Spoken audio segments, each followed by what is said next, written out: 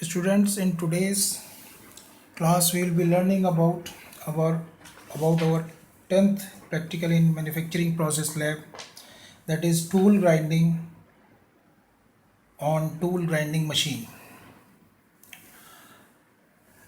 To carry out this experiment, we are given a ms square bar of a cross section of 10 millimeter by 10 millimeter of 100 millimeter length, and the tools and equipment required for this process will be bench grinder or pedestal grinder, on which we will be grinding our tool, work rest, steel rule, and a pot filled with water. Right now, in the ninth practical, that is study of tool, its angles and materials, we have learned about the geometry of single point cutting tool.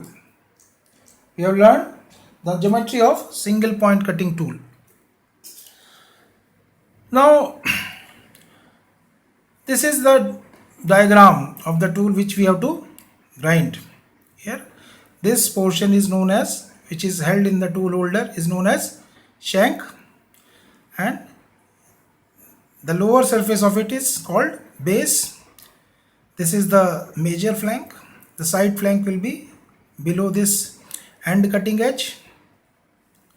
Right. This is face. Right. Now this is side cutting edge and this is heel. So now this is the required tool which we have to make. Right. And these are the various angles which we have to make. These are the various angles, that is side cutting edge angle, end cutting edge angle, back rake angle, side rake angle, end clearance angle, side clearance angle, right? Side rake angle and side clearance angle. So these are the various angles we have to make on our tool. So our starting material is a square, right, bar. Now this is the top of the square bar, right, and this is the front of the square bar, and this is side of the square bar, right. तो अब ये जो square bar हम लेंगे और इसको अब हम ग्राइंड करेंगे, तो ये नेसेसरी एंगल्स हमको बनाने हैं. राइट नाउ देखिए, to grind, to make these different angles, first what we do, we start from the side of the workpiece. Side, here I said to top, this is front and this is side. So we will be starting the operation with the side. और इस side को workpiece की grinding wheel के face, this is the face of the grinding wheel, इस grinding wheel के face के against लेके जाएंगे और ये एंगल हम बनाएंगे क्या, and cutting edge, by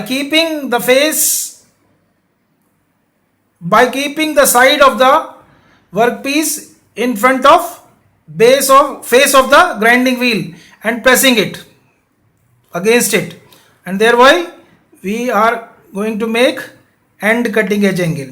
Right now, after this end cutting edge angle is made from side only, in this side only, by pressing the side against the face of the grinding wheel, we make end clearance angle या end relief angle.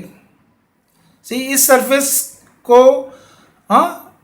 Tool की इस surface को हम grinding wheel के face के against press करते हैं और ये एंगल बना लेते हैं.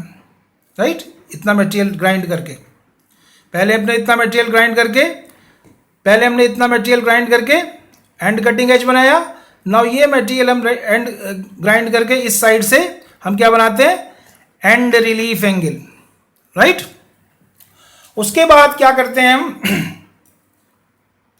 हम इस वर्कपीस के फ्रंट से, इस वर्कपीस के फ्रंट से को, इस वर्कपीस के फ्रंट को ग्राइंडिंग व्हील के फेस के अगेंस्ट प्रेस करते हैं और ये एंगल बनाते हैं। This is side cutting edge angle, this is what, side cutting edge angle.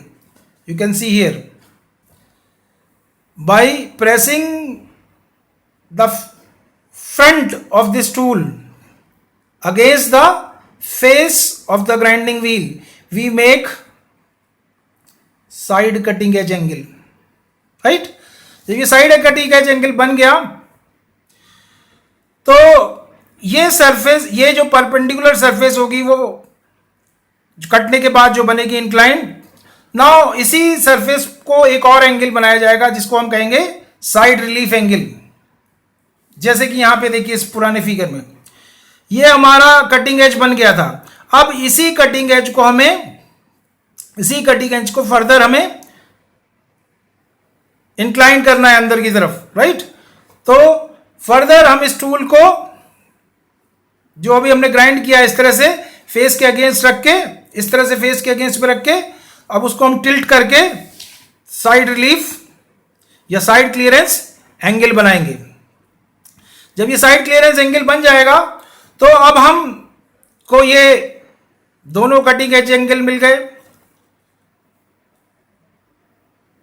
और हमें एंड क्लियरेंस एंगल और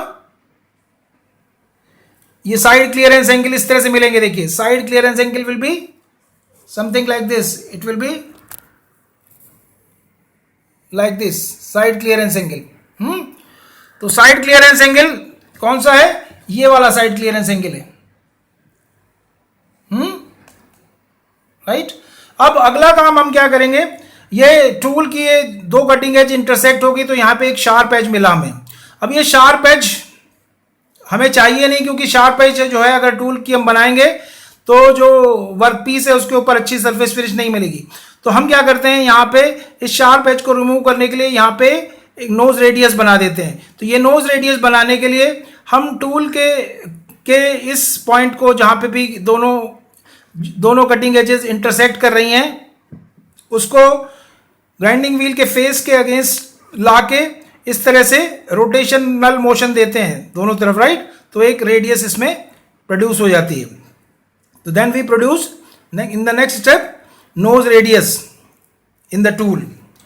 now we have grounded the workpiece from its side and from its front. Now to make the two rake angles, we will grind the workpiece from the top, and by grinding the top of the workpiece, and we know on the top of the tool face is there of the tool, that is rake face. So while grinding the two surfaces of top surface of the tool, we make back rake angle, just by grinding the top surface to an angle, right, to an angle, and this is what, back rake angle, and it will be viewed in the front view, right. तो top surface से इतना material हम grind करके remove कर देंगे तो क्या मिलेगा हमें, बैक रेक एंगल। और ये कहां पे, ये टूल के टॉप पे। और जब हम इसको साइड से देखेंगे तो हम इसी सरफेस को, टॉप सरफेस को ही जब ग्राइंड करेंगे इंक्लाइंड, तो हमें मिलेगा साइड रेक एंगल। क्या मिलेगा हमें, साइड रेक एंगल। हमें क्या मिलेगा, साइड रेक एंगल। इसी टूल के टॉप को या टूल के फेस को जब हम ग्राइंड करेंगे तो हमें क्या मिलेगा, साइड रेक एंगल। तो इस तरह से हम ये टूल को कंप्लीटली ग्राइंड कर देंगे। और ड्यूरिंग द ऑपरेशन हमें ये ध्यान रखना पड़ेगा कि हम इस वर्कपीस को बहुत फर्मली ग्रिप करें हैंड से, और बीच बीच में ग्राइंडिंग के बाद में क्योंकि टूल बहुत गर्म हो जाएगा, तो इसको वाटर से भरे हुए जो पॉट हमने अपने पास में रखा है उसमें डिप करते रहेंगे, so that temperature of the work piece is not increased. Okay, so this was all about this practical, and one more video I have uploaded in the Google Classroom. You can see that video. In that video, practically how the tool is ground is shown, right? And if you have any doubt, you can always come back and ask me through WhatsApp. Okay, thank you.